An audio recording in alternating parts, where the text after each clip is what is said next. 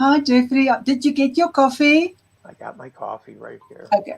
All right, everybody, this is Jeffrey, and I am so excited to talk to him. Jeffrey Fry, he's an author, and I'm extremely excited to talk to him because he has the most interesting and the most inspirational story. And you guys are going to find out that he is a really warm and caring guy. And so we're going to connect a whole lot of dots here. But before we start, I just want to tell all of you that the reason we know each other, we know each other for a very short time. It's just like 10 days. But it is because both of us have won a prize from the Self-Publishing Formula Foundation from our biggest heroes at this stage, Mark and Lucy Dawson and Ricardo from Ritzi. So they are our biggest heroes right now, are they not? Yes. And so I've won in the self-help genre, and you have one in the which was your genre? Crime category, crime fiction. You don't tell me. The crime one. It does fit, doesn't it? Imagine that, you know. Okay, so I've looked you up. I've Googled you because this is what we do, isn't it? And so I bought your book today, your latest book. Thank you very much. I appreciate that. Yeah, I'm looking forward to reading it. I'm very excited about reading that. And that's the cover behind me on the screen that you can see. Oh, okay, great. That's wonderful. Thank you. Yeah, you can show it. You can show it if you have one here too. I actually don't. I give them away. They never stay in my possession very long. Oh, okay. I have my other books that I wrote in prison sitting over on my there, but okay. Yeah, because this is what I have here in front of me, which is the ones that you wrote in prison, which is The Life of a Bank Robber. And I think the way that you said it to me in a message was how did you call it? Compulsive self-disclosure. Ah, okay. How did that happen? Well, a drug addiction. It's kind of hard to make sense or make logic out of illogical behavior because I have a reasonable IQ, and all of my criminal career was about impulse and not intellect. All addicts, when they exhaust their own resources, they revert to one of three behaviors. This is my own theory. They steal, they deal, or they sell their body. And I stole. And I managed a law office. So I've had a good job. I had a small company that sold services to attorneys doing trial prep called Palmetto Legal Outsourcing in South Carolina. And I had a good life.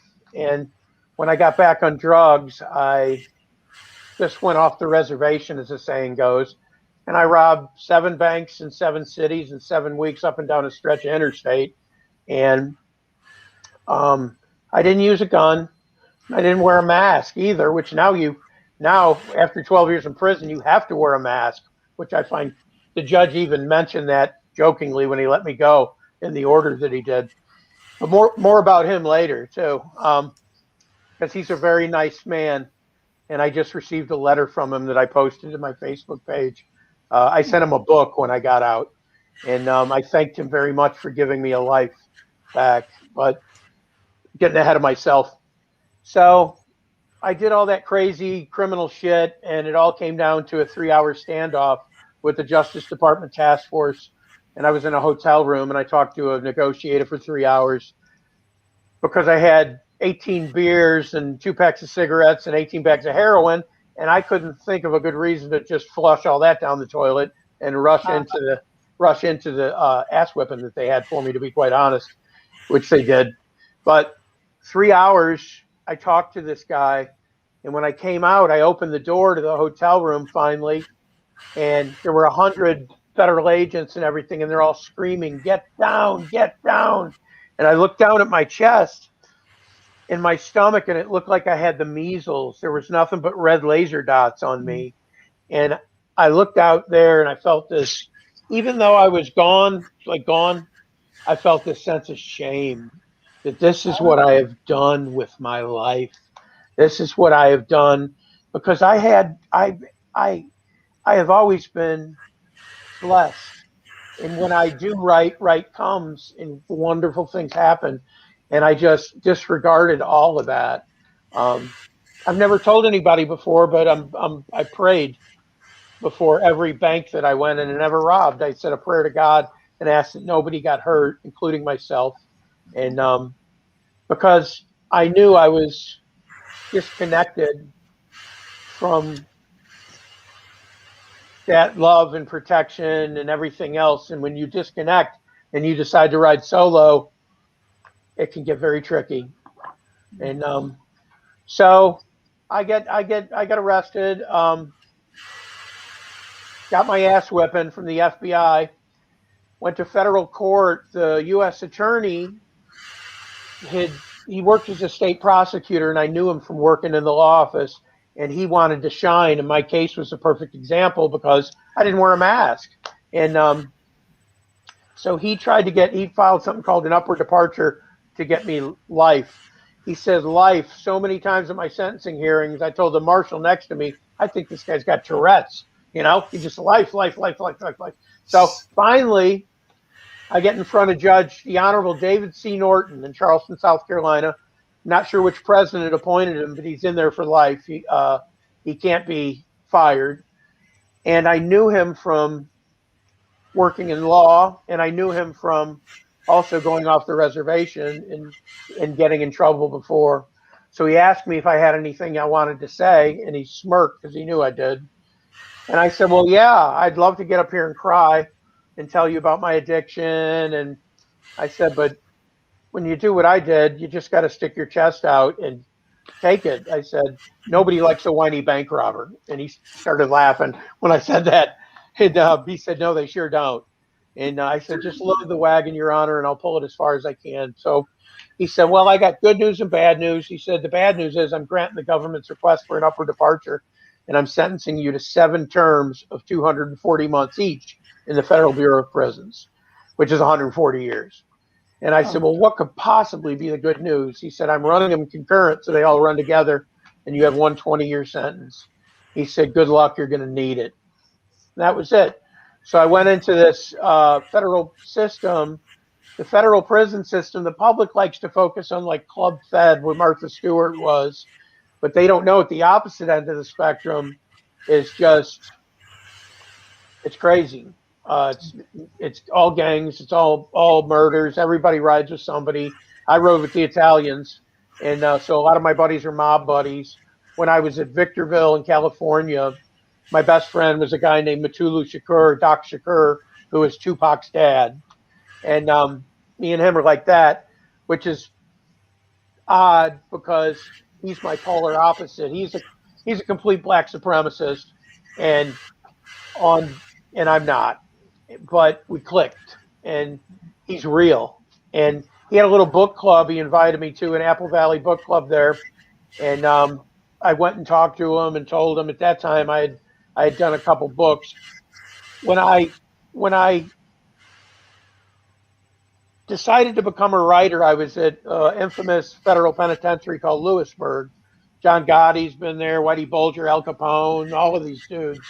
And I'm nothing like that. Just let me tell you that. I sucked as a criminal. I was a complete failure. Didn't even have a mask. No, I didn't even wear a mask. I mean, what kind of dope does that? So when I watch bank robbery movies like The Town with Ben Affleck, I feel like a shoplifter. I got to tell you.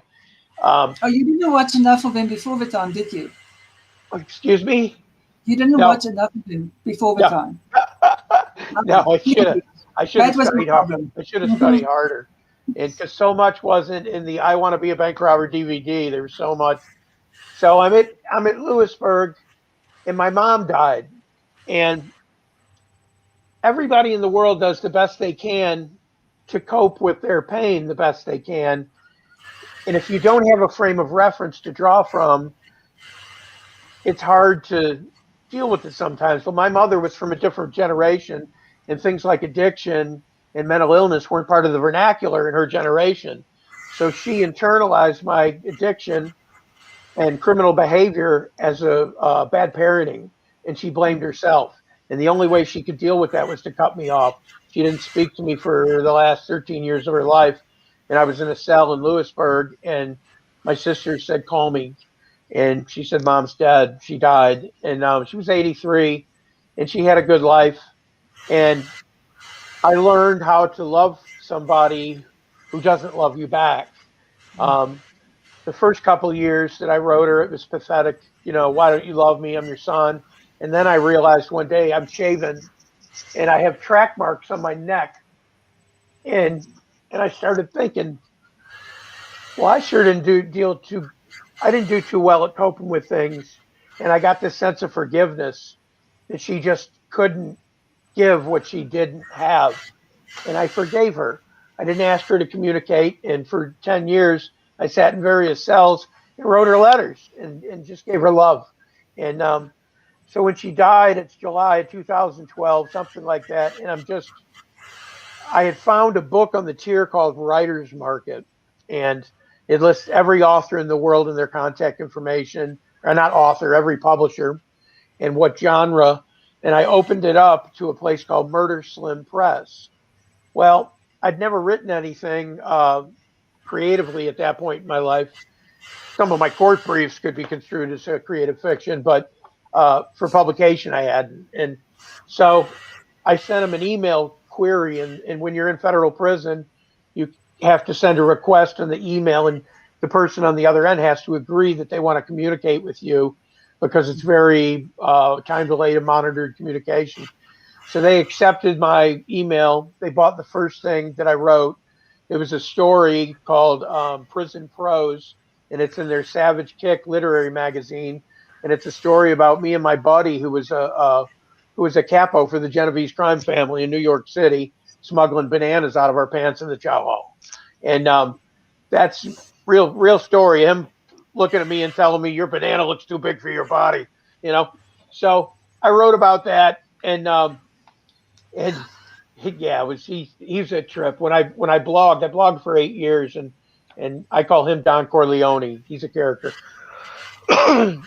But I started talking to one of the owners of Murder Slim on email, and one day he emails me and he says, I created a blog for you on our website to, to tell these stories to sell your books. I said, I don't have any books.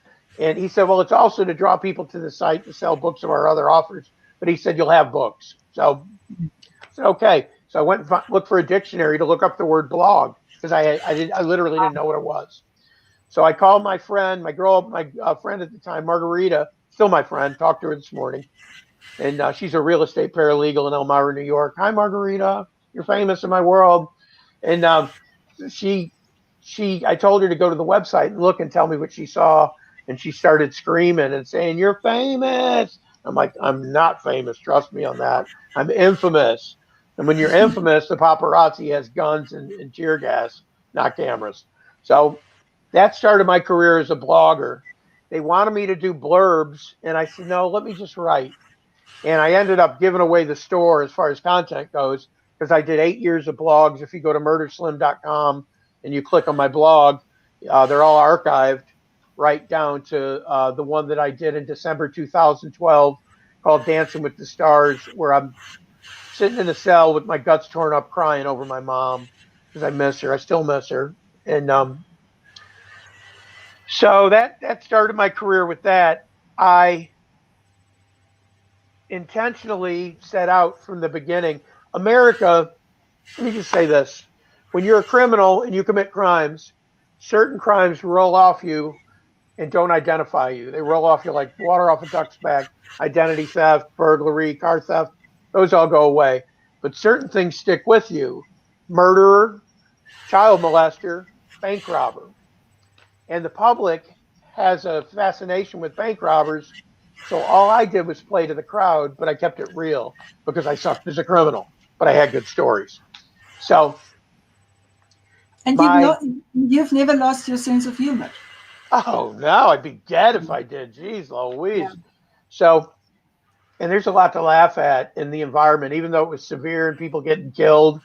There's really when you're around people who don't think straight, it's just it's as far as a blogger, it's like manna from heaven for content, you know. So I started blogging about my life back there, and my plan from the beginning was to use that to do something positive and connect with the world on a on a basis that nobody else could. There were 130,000 federal inmates, and I was the only one doing that. So it was unique. Um, I've never glorified my criminal behavior because there's nothing to glorify. It cost me everybody I love. I joke and I play to the crowd, but it's man, it's a fucking cost me everyone went away, and rightfully so. All of my friends in law, they would stop by the county jail and they asked me to tell them a bank robbery story so they could go lunch on it. But it's standing in a courtroom with the judge, forget about it. They ain't doing that, and I don't blame them. So they all went away, and I plan to write and try to reinvent myself for a career as a means to an end for a career in mainstream fiction. So what I'm going through now is the beginning of that end, to put it creatively. And it actually worked. I can't really take a lot of credit because I have prayed for everything that I've got, and I've been blessed by God Himself, and He has given me and opened these doors. A year and a half ago, I pray and ask God, please. I said, God, I've maxed this thing out. I'm not that interesting, and I'm tired of being in the hey, look at the dumb criminal genre. I want to go to the mainstream. Will you please open a door for me to make that happen? So I'm in my cell, and this guy named Michael Brabham, who is doing 30 years for methamphetamine and a gun, he comes into my room. You have to realize that environment that I was in, about 65% of it is strung out, either shooting Suboxone or smoking this stuff called K2. It's sprayed on paper, and it's like PCP. It's just unbelievable, and it's horrible because they all want to go up to the edge of seizure, up to the pit of death and look down but not fall in, and a lot of them die from it. So Michael Brabham comes by my cell one morning and he says, he's got a binky that he's made a syringe out of a big pen. He says, I can't hit my neck. Will you please hit me in the neck? And he's frantic. And I said, yeah, come in here and sit down. So I washed his neck off and I got him off. And as he's leaving, I don't do drugs. I have done drugs for years, but I have compassion, and I'm not going to let somebody frantic in that environment, in that setting. I'm not going to tell him to go away. So I did what he wanted, and I don't judge him for it, because I just don't. And as he leaves, he says, hey, I want you to check this book out. And he hands me a book called My Brother's Destroyer by a guy named Clayton Lindemuth. And I read it, and it is badass. His protagonist is, the hook, on the back of the book, it says, is the death of one dog, is the life of one dog worth the death of 20 men? And I said, well, geez, I love dogs, and if you kill my dog, you're going to meet a whole new side of Jeffrey Fry. I can tell you that. And so I liked what I read, and there was an email address in the front of it, and I took a chance and I sent a core links request. He answered me, and we started talking. I didn't know that Clayton Lindemuth has a Facebook group called Red Meat Lit Street Team, and he's introduced me to his group. And at this point, I have 6 years left, and he's doing all this cool stuff for me. The cover that you see to my book, The Life of Riley, is the result of a cover contest. For a Christmas present, he gave me $300 as a bounty for this prize, and the winning person got the $300, and that's the winner. Now, Wow. yeah, he set up a KDP account with Amazon that he turned over to me. So I met and became friends with this dude, not knowing anything. So I'll flash forward. May of 2020, not May, March, they lock us down for COVID. They say there's this pandemic, everybody's locked down. When you're locked down, there's a food flap in your cell, and you literally stay in your cell. You come out once every 3 days for showers, and you take your food and everything. You're locked in there. And I'm locked in there with a dude who doesn't think straight. His whole face, neck, and body is tattooed. I ended up having to fight him 3 times the last 6 months because I would roll over into my back and start choking because the doctor didn't give me my COPD inhaler, and I would wake him up choking. And when I did, he flew out of bed in a rage, and he would square off, and I literally had to fight him. So after the first time, I started sleeping in my boots because I'm not completely stupid. And We ended up fighting 3 times. The last time was about a month before I got out, and literally we're on the floor between the bed and the toilet. He's trying to squeeze me unconscious, and I've got my thumbs in his eyes, and I can't fight. I'll just tell you that. I don't know how. I grew up playing golf and going on ski trips with the youth group, you know.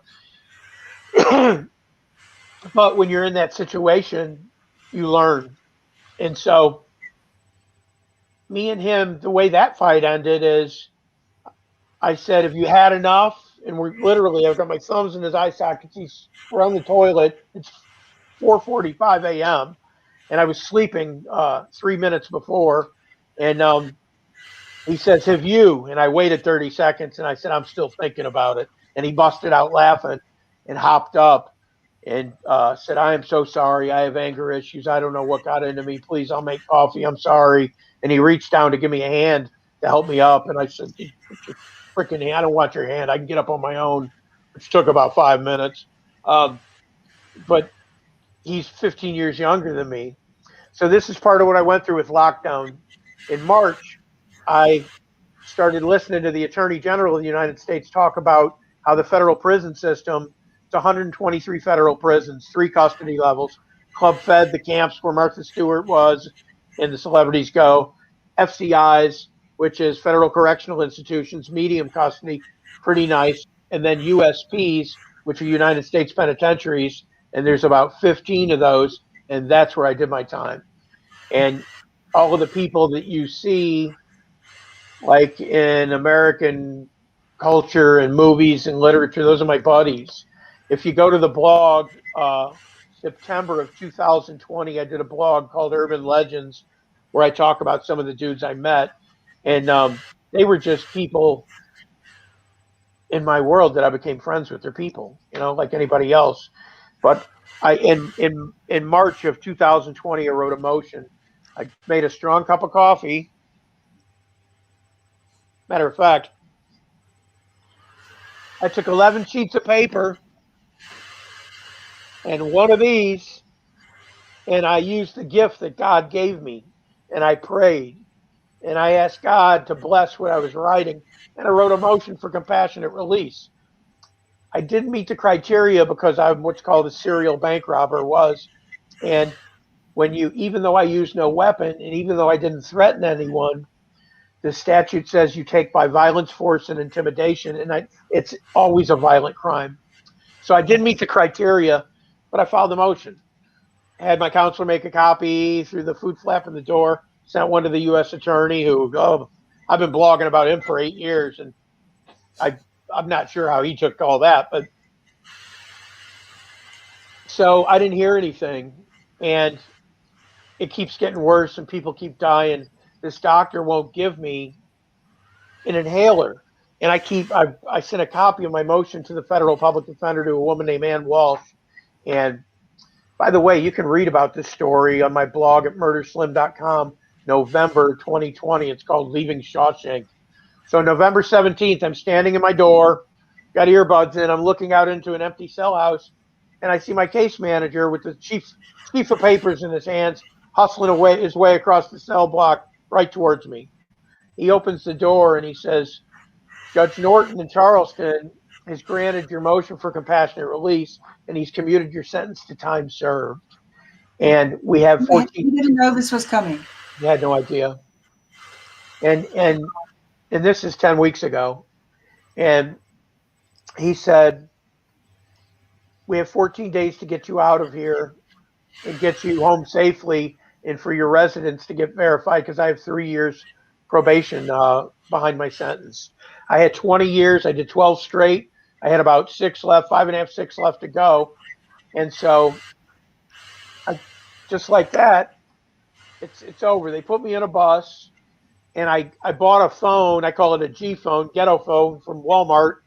Got my little Yoda holder, and I'm on the Greyhound bus, 22-hour ride to Chicago from Coleman, Florida, and I text Clay Lindemuth, my buddy, and I say, "Listen, they let me out on compassionate release." Well, he is excited. He said, "Can I come?" He said, "I have something I want to share with you." He's in Pennsylvania. I'm in Chicago, 9 hours away. He said, "I want to come."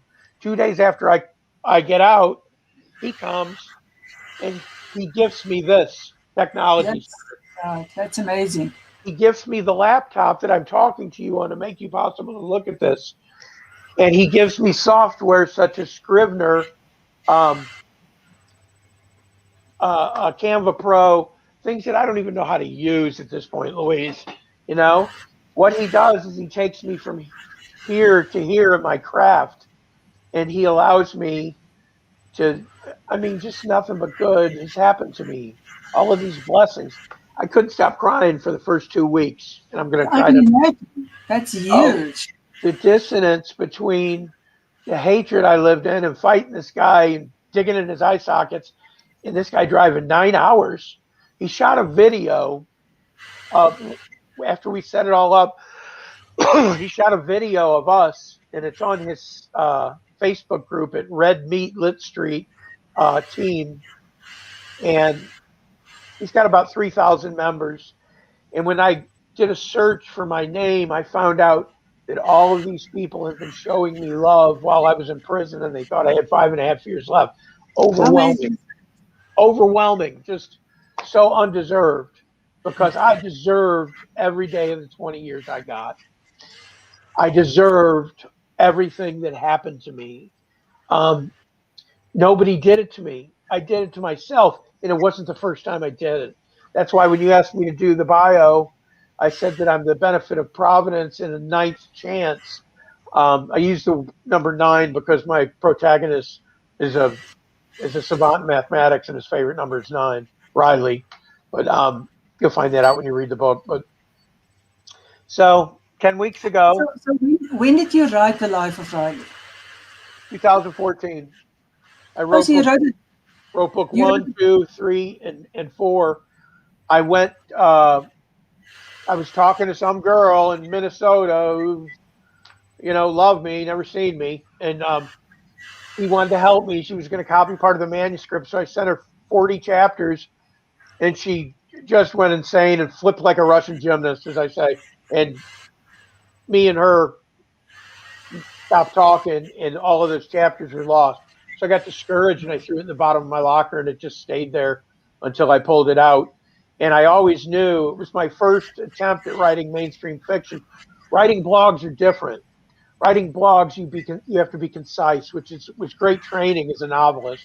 You put as much information, uh, joy, fun, bullshit, humor as you can into a condensed blog, and so that's how all meat and very little lettuce and tomato, and that's how I learned.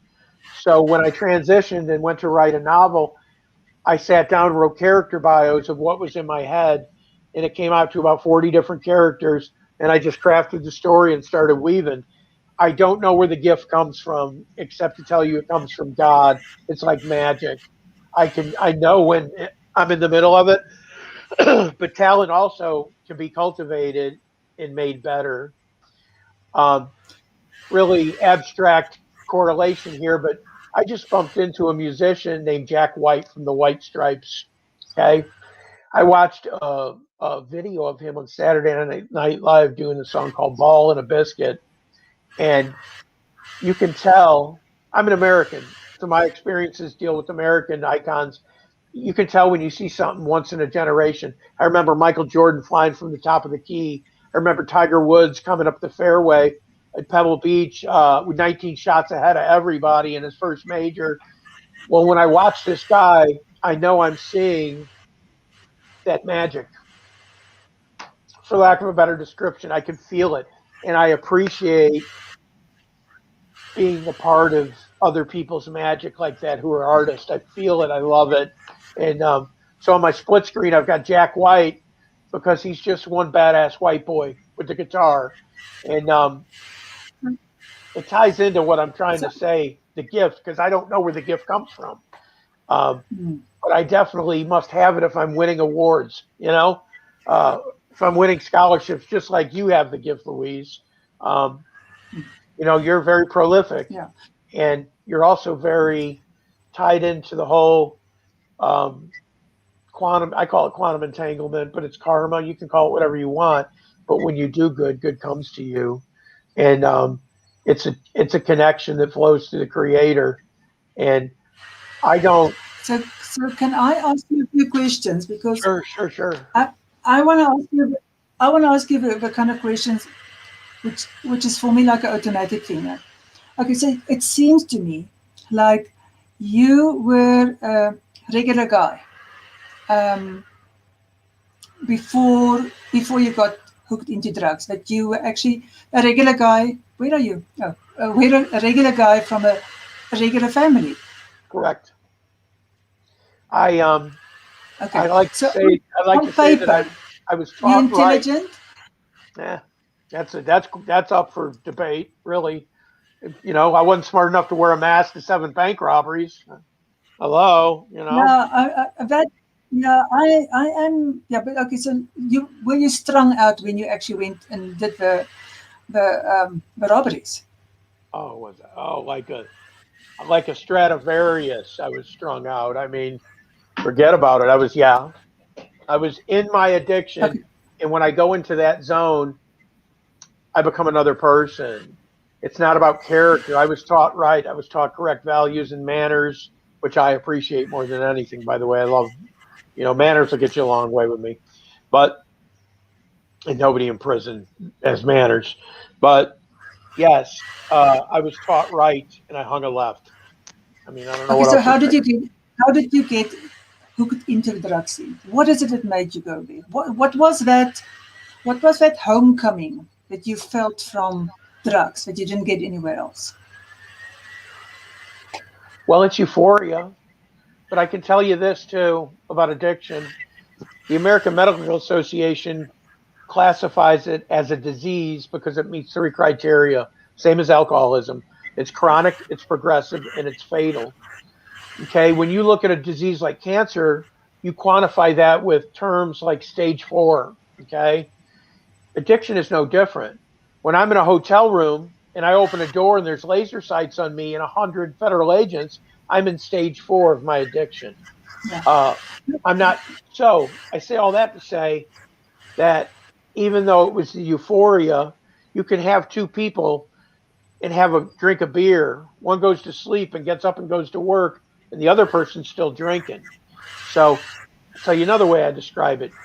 Chemically, once you become an addict, it's akin to taking a cucumber and turning it into a pickle. Okay, once that chemical's released, you're never going to be a cucumber again, but you can be a nice pickle, which I try to be. Okay, see, I'm asking a very specific thing because I do Okay, work with a lot of addicts, and it is you get something from a drug that's not in you your get the life. euphoria. You get Yeah, the but real. before that, there's a acceptance, a belonging. Well, Uh, there's a disconnected thought process. I'm not sure I describe it as a belonging. I get what's called the buckets. When I get to a point where I feel so hopeless and I have talked myself into there's no way out, so why not go shoot some dope? ah, When I get to that point, all bets are off. okay. I become a danger to myself and I become a danger to other people too. Not So physically violent, but just collaterally from what I do, people can get hurt. They never have, but they could. because your lack of self care goes down, so everybody else in your vicinity is collateral damage.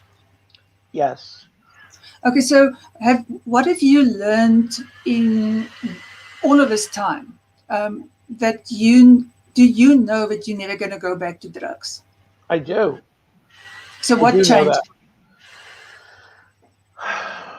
What changed was time. Okay. Addiction or alcoholism is physical, a mental obsession and a physical compulsion. When those two things marry, you have an explosion of addiction. So God removed the desire for drugs from me. I could shoot Michael Bravin in the neck and feel absolutely no desire for it. Actually, I felt empathy for him um, because I used to be him, So and they all. you stopped early on in while you were in the prison system. You already stopped I using drugs. stopped when 40 FBI agents dragged me out of the that was the world, moment. and they put me in a cell for 30 days, and I had seizures coming Um, off of heroin, Xanax, alcohol, cocaine, uh, methadone, shooting 200 milligrams of methadone in my neck every day. Just once it left me, and I was in a setting where it wasn't available through prayer. At some point, I can't tell you when it happened, but God took the desire away, and I didn't want it anymore. People did could have come you with it, and I wouldn't take it. would you say that moment when you had those red dots on you was for you a wake up call, a point of no return? Yes, it was a wake up call to what I had done with my life and what it had all come down to, and it all came down to this. It was an aha moment, and it was a stage 4 moment. I'm right at the edge of death. All I've got to do is lift my shirt and go under it like this, and my life's over. Yeah. Literally, suicide by Yeah. cop. Yep. Yeah. Okay, so I've got one more question for you, and then I want to go and see what comments we have. So if anybody's got questions, guys, I'm coming back to you in a minute. You can go and write out your questions there, and then I'm going to go and see, and then you can ask them of Jeffrey yourself, because I'm sure you are as fascinated as I am by the story. Okay, so here's my question. Yes. You've been out 10 weeks now, am I right? Yes. Okay, so can you tell me how you are experiencing this new world? Because a lot have changed, haven't it? Oh my goodness. It's just, I mean, the phones were dumb when I left, and now they're smart. Um, just start there. The world is interconnected and it's convenient.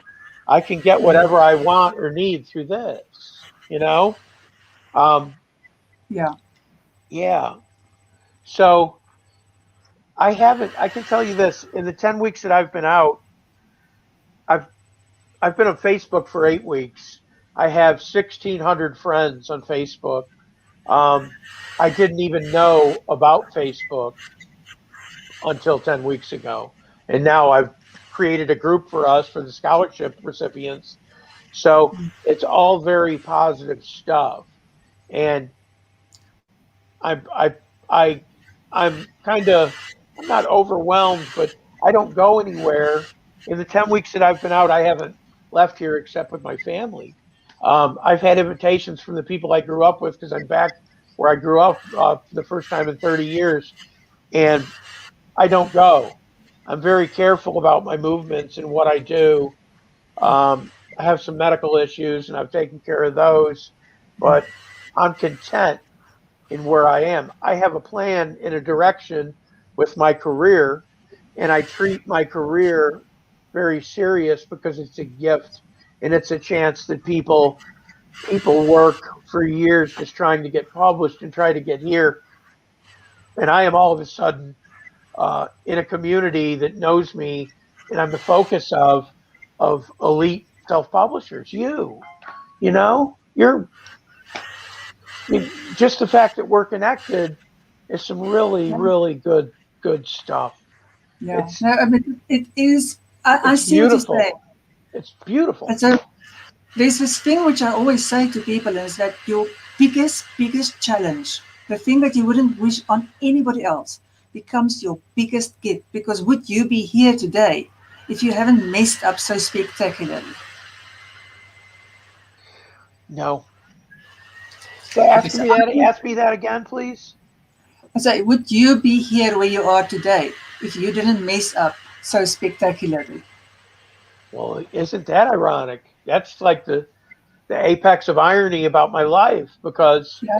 I even blogged about that, and I told people, I said, what a damn shame that I had to rob all these banks just to get you people to listen to me.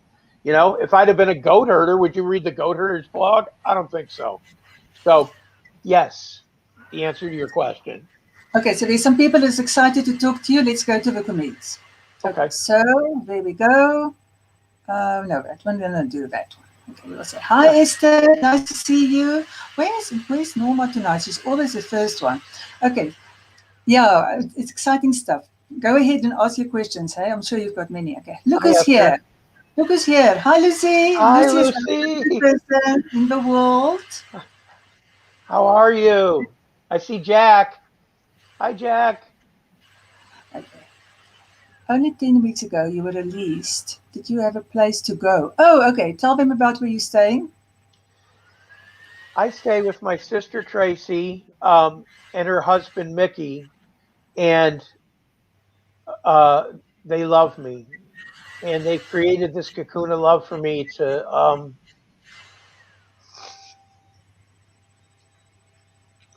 Did you and your sister have a relationship right through all the years that you were? She's never rejected you. No, she did. Her and Sister Margot. My best friend is a nun. Excuse me, and I talk to her every night on the phone. But no, my sister never gave up on me. So So she was a lifeline for you. yeah, when I came home, she wrote a letter to the judge saying that she wanted me here. And God works in funny ways because my brother-in-law, Mickey, who me and him are like that, he had an aneurysm on Christmas Eve.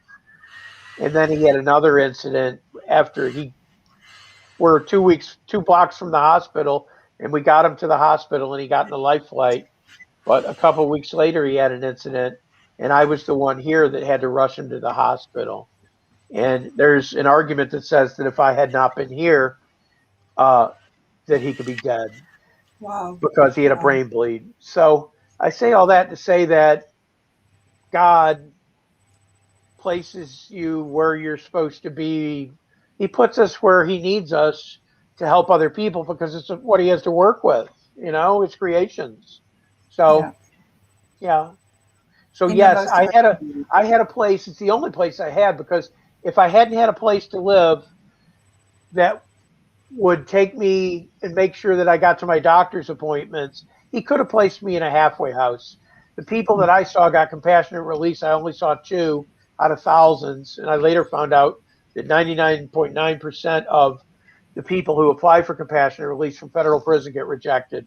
People way more deserving than me, and that's how you know it's a blessing when other people around more deserving than you try for something and get rejected, but you get it. So I got my blessing contingent on having a safe place to come to.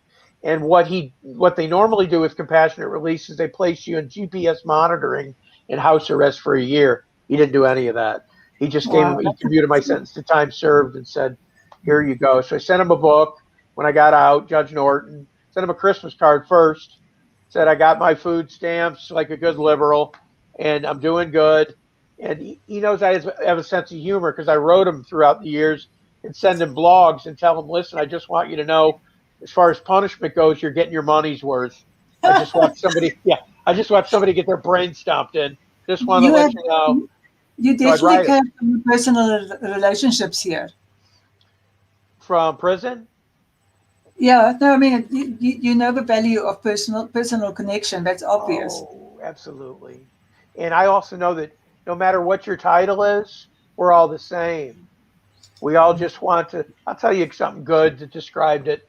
The best thing I ever read, C.S. Lewis, which I'm sure a lot of your readers are familiar with and your viewers. He wrote a book called Mere Christianity. And Mere Christianity is a condensation of talks that he gave on the BBC when Hitler was bombing London and people were questioning the existence of God. So the monarchy asked him to go on the BBC and make the case for faith. And those talks are condensed into a book called Mere Christianity. On page 50 of that book is he sums up our soul and how we are. And he says, people, we were created to live in love. And all love is God's love. The same way an engine was made to run on gas, petrol, and you can't put mustard in it. You can't put pleasurable things in your body and expect to get what your soul craves because your soul craves joy. And the only place that joy comes from is love. So a lot of people never get the whole pleasure and joy thing and the difference in it. So they spend their life looking for happiness in money, in status, in people, in sex, in drugs and alcohol. But none of that is going to scratch that joy itch Yeah, I agree with you on that. You know, I always looked for joy in a relationship. And so, by the way, today, me and my husband has been married for 57 years. I'm doing a strange thing, having a Facebook Live here instead of having a Wow, celebration. that's But awesome. 57 years later, but we were not always happy because I was always looking for joy in the relationship. And it was only once I started looking for joy inside me that I Yeah, could be happy. And, you I know, so so yeah, understand I that. love what you're saying. Okay, let's look at a few more comments here because I've got about 5 more minutes that we can chat. I'm sorry, guys. I know you're loving this as much as I do, but I am teaching day 4 of a self-worth online course in 10 minutes. So I know everybody's so used to us carrying on for over an hour, but it's not going to happen today. Okay, so there, Antoinette. Antoinette is my partner in crime here on Facebook Live, and so Hi, she's usually in Antoinette. the studio with me. So nice to see you, Antoinette. On the other side, is my fan driving you insane? I'm sure it is. Nobody's noticing anything about my fan tonight. Okay, and okay, all right. This is a good question from Esther. Who's helping you getting used to the world you're in now? That's a really good question. Thanks, Esther. You are Esther, and Louise is, and Lucy Dawson is, and everybody who buys my book. And when I lay here at night and hear ping, ping, ping, and these notifications, and I get up and look, and it says, "I just read The Life of Riley. I love it. When is book 2 coming out?"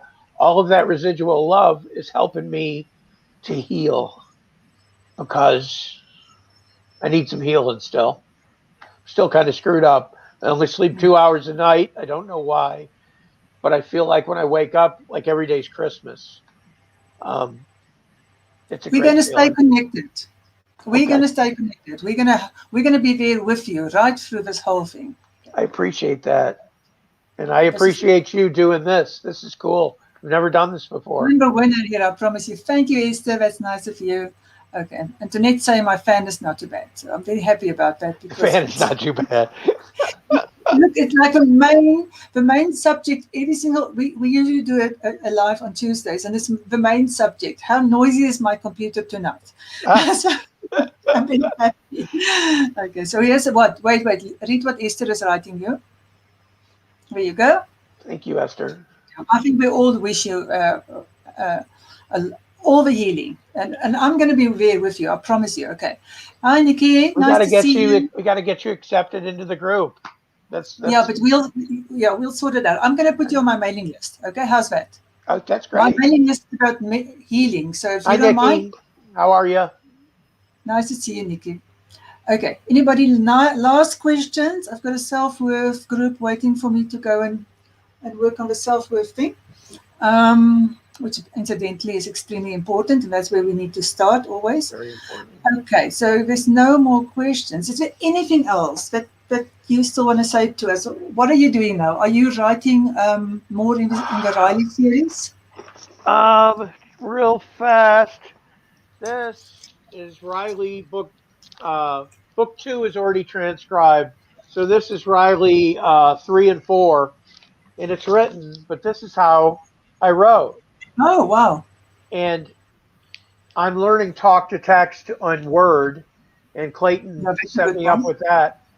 But when you transcribe, it's a creative process. It's an edit in itself. So I'm worried. I just need to play with it, and I have an aversion to it. But I need to get in from starting with book 3 with Riley, which I'll be done transcribing book 2, and to my editor, all of it's there but 2 chapters right now. So I've got to get a cover for it and get it out there, and I've got to get those.